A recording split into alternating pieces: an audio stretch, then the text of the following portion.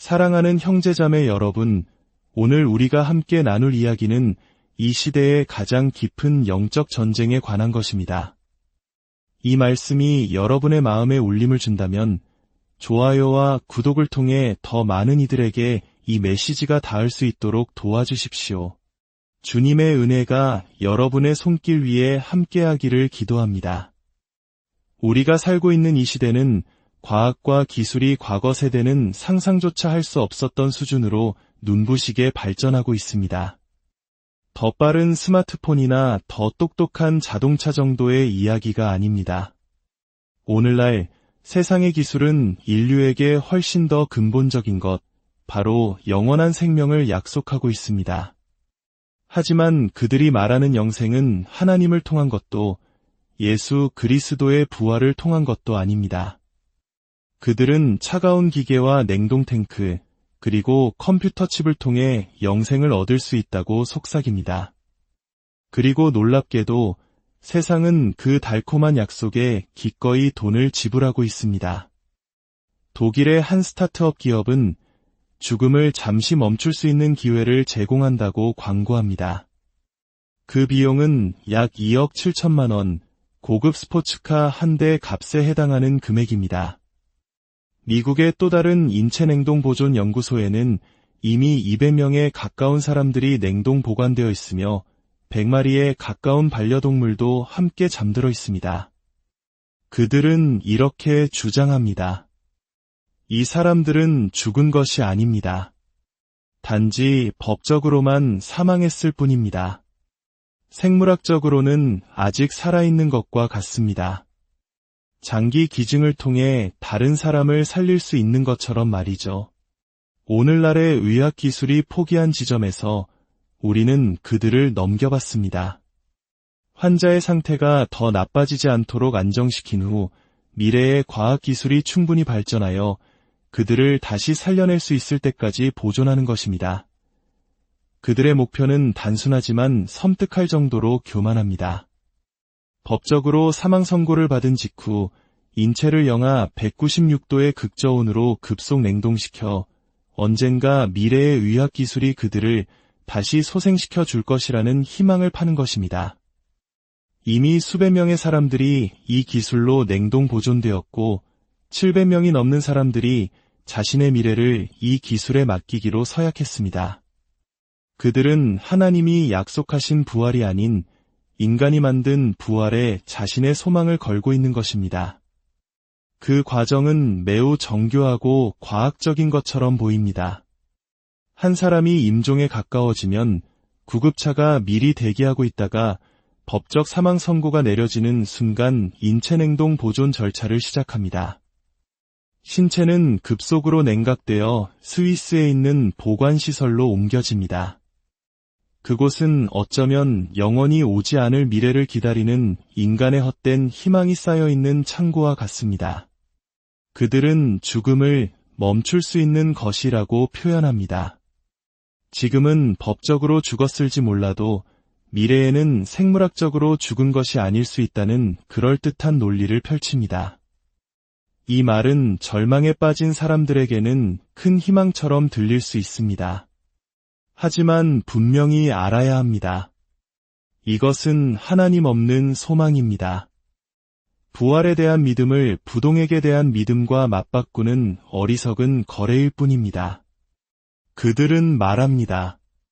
그들은 살아있는 것도 죽은 것도 아닌 중간 상태에 있습니다.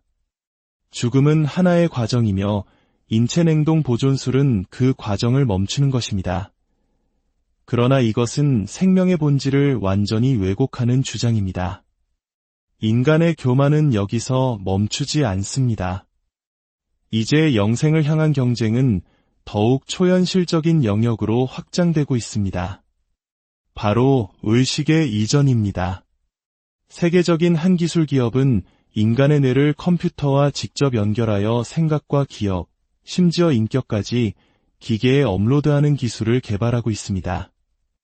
그들의 궁극적인 꿈은 우리의 육신이 흙으로 돌아간 후에도 우리의 디지털화된 정신이 로봇의 몸에 이식되어 영원히 걷고 말하고 살아가는 것입니다.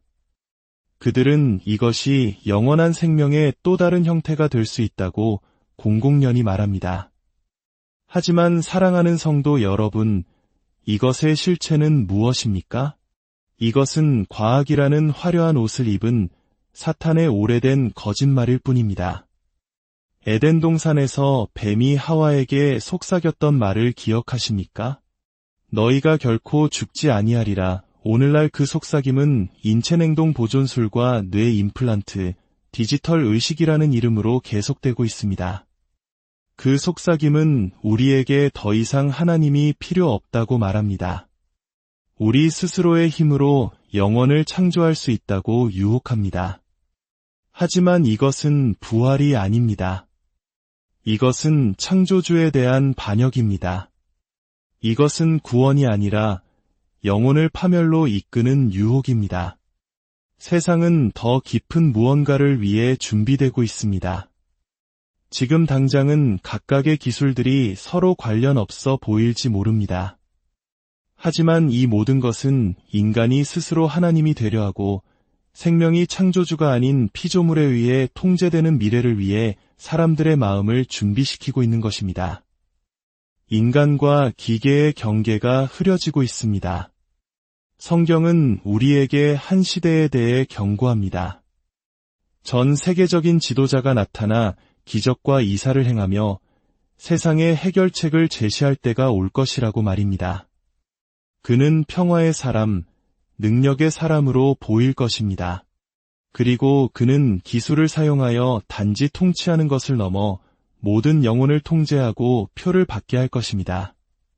인체 냉동 보존, 의식 업로드, 디지털 불멸. 이 모든 것은 세상이 적그리스도를 받아들이고 짐승의 표를 기꺼이 맞이하도록 만드는 거대한 기초 공사와 같습니다. 세상이 인간이 만든 영생을 향해 달려갈 때 교회는 오직 예수 그리스도 안에 있는 영원한 진리를 향해 달려가야 합니다. 깨어 있으십시오. 정신을 차리십시오. 생명을 약속하는 모든 것이 진짜 생명으로 인도하는 것은 아닙니다. 어떤 길은 오직 파멸로 이어질 뿐입니다. 이제 우리는 성경이 다가올 기만에 대해 무엇이라고 말씀하시는지 깊이 살펴보아야 합니다. 인체냉동 보존술과 디지털 불멸이라는 기만적인 약속들을 넘어 우리는 이제 눈을 들어 성경을 통해 진정으로 다가올 미래가 무엇인지 깨달아야 합니다. 이 모든 기술들은 결코 개별적인 아이디어가 아닙니다. 그것들은 세상을 짐승의 표를 받도록 서서히 그리고 은밀하게 준비시키는 거대한 시스템의 일부입니다. 요한계시록 13장 16절과 17절은 분명히 우리에게 경고합니다. 그가 모든 자 곧 작은 자나 큰 자나 부자나 가난한 자나 자유인이나 종들에게 그 오른손에나 이마에 표를 받게 하고 누구든지 이 표를 가진 자 외에는 매매를 못하게 하니 이 표는 곧 짐승의 이름이나 그 이름의 수라. 이 말씀은 세상이 지금껏 경험해보지 못한 전 지구적 통제 시스템, 전체주의적 체제에 대해 말하고 있습니다. 그리고 끔찍한 현실은 그 시스템이 진보의 모습으로 나타날 것이라는 점입니다. 평화와 안전, 건강과 영생이라는 달콤한 약속으로 포장될 것입니다. 그러나 그 모든 약속의 이면에는 그리스도가 아닌 짐승에게 충성을 맹세하라는 영혼을 파괴하는 요구가 숨어 있습니다. 짐승의 시스템은 이미 형성되고 있습니다.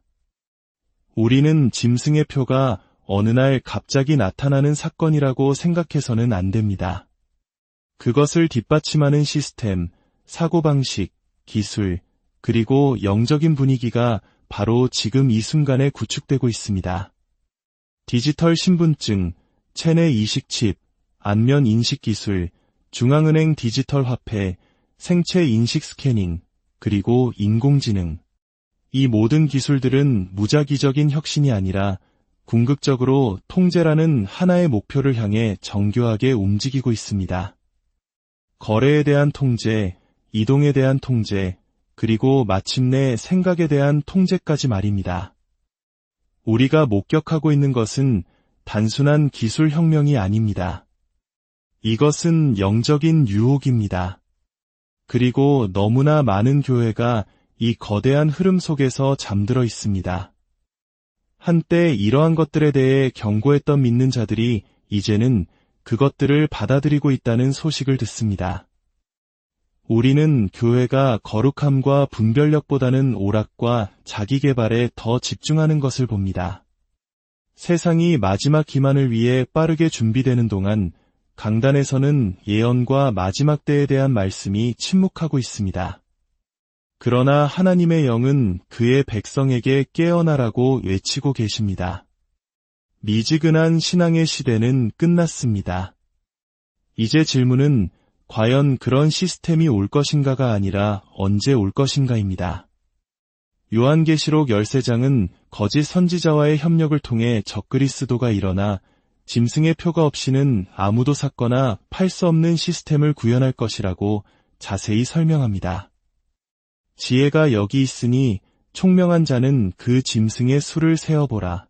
그것은 사람의 수니 그의 수는 666이니라. 이 말씀은 상거래가 더 이상 자유롭지 않고 하나님을 대적하는 중앙 권력에 대한 복종에 얽매이게 될 미래를 명확하게 묘사합니다. 오늘날 우리가 처한 현실과의 소름 끼치는 유사점은 결코 무시할 수 없습니다. 우리가 디지털 통제 사회라고 부르는 것은 바로 성경 예언의 기술적인 메아리입니다. 매매를 통제하는 능력은 인간의 생존 자체에 영향을 미치는 궁극적인 통제 수단입니다. 불과 한 세기 전만 해도 이러한 일을 가능하게 할 기술과 시스템은 불가능해 보였습니다. 그러나 이제 블록체인, 인공지능, 감시 기술, 그리고 중앙은행 디지털 화폐의 발전으로 완전한 통제를 위한 기반 시설은 단지 가능한 것이 아니라 지금 이 순간에도 활발하게 구축되고 있습니다. 이 디지털 기반 시설은 수십 년에 걸쳐 우리 주위에서 조용히 만들어져 왔습니다. 이것은 갑작스러운 쿠데타가 아니라 편리함과 안전이라는 명분 아래 자유와 사생활이 서서히 침식되어 온 결과입니다. 디지털 신분증, 중앙은행 디지털 화폐, 인공지능 감시 시스템은 이미 사회가 얼마나 쉽게 통제되고 순응하게 되는지를 증명했습니다.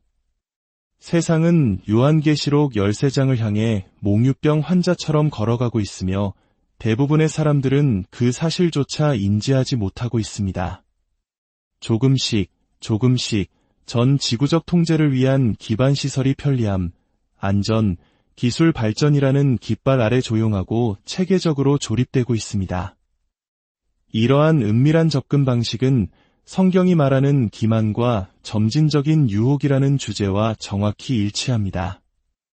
요한계시록 13장 14절은 땅에 거하는 자들을 미혹하는 거짓 선지자에 대해 말합니다. 미혹은 원수의 핵심 도구입니다. 사람들이 스스로 함정에 빠졌다는 사실조차 인식하지 못하도록 서서히 이끄는 것입니다. 사탄이 원하는 것은 완전한 통제이며 그를 통해 자신이 경배받는 것입니다. 돈의 개념 자체가 바뀌고 있습니다. 이념과 무관한 교환 수단이었던 화폐는 사라지고 그 자리를 프로그래밍이 가능하고 추적이 가능하며 제한이 가능한 디지털 매체가 대신하게 될 것입니다. 중국, 나이지리아, 유럽연합 등에서 시범 운영 중인 중앙은행 디지털 화폐가 바로 그 원형입니다. 이는 비트코인과 같은 탈중앙화된 암호화폐와는 근본적으로 다릅니다. CBDC는 국가에 의해 완벽하게 통제됩니다. 정부는 개인의 행동이나 신념 또는 보건지침 준수 여부에 따라 지출을 제한하고 벌금을 자동으로 부과하며 자산을 동결시킬 수 있습니다. 여러분이 음식을 사고 공과금을 내고 여행하는 모든 능력이 정부의 명령에 대한 순응 여부에 따라 결정되는 사회를 상상해 보십시오. 단 한 번의 키보드 입력으로 여러분 자신의 돈에 대한 접근 권한이 사라질 수 있는 세상을 상상해 보십시오. 예수님께서는 제자들에게 반복해서 깨어 준비하라고 경고하셨습니다. 마태복음 24장 42절에서 말씀하셨습니다. 그러므로 깨어 있으라. 어느 날에 너희 주가 임할는지 너희가 알지 못함이니라. 우리는 잠들어서는 안 됩니다. 우리 영혼의 원수는 교활하여 자신을 광명의 천사로 가장합니다. 진보처럼 보이는 것이 실제로는 역사상 가장 큰 영적 기만을 위해 세상을 준비시키는 것일 수 있습니다. 우리는 역대상 12장 32절에 나오는 이사갈 자손처럼 시대를 분별하고 마땅히 행할 바를 알아야 합니다. 이 시대의 분별력은 선택이 아니라 필수입니다. 세상에 펼쳐지고 있는 암울한 현실에도 불구하고 성경은 우리에게 두려워하지 말라고 말씀합니다. 두려움은 하나님으로부터 온 것이 아닙니다. 디모데후서 1장 7절은 우리에게 이렇게 상기시킵니다.